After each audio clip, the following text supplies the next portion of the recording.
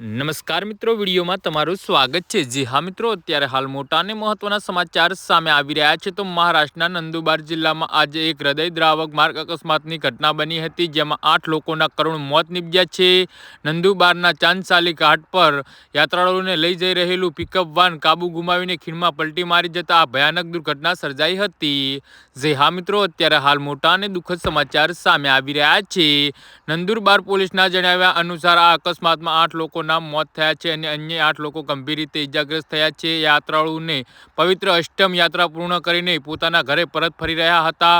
ચાંદસાલી ઘાટ પરથી પસાર થતી વખતે પિકઅપ વાનના ચાલકે સ્ટીયરિંગ પરથી કાબુ ગુમાવ્યો હતો, જેના પરિણામે વાહન ખીણમાં પલટી મારી ગયું હતું। જી હા મિત્રો, અત્યારે હાલ મોટા અને મહત્વના સમાચાર સામે આવી રહ્યા છે।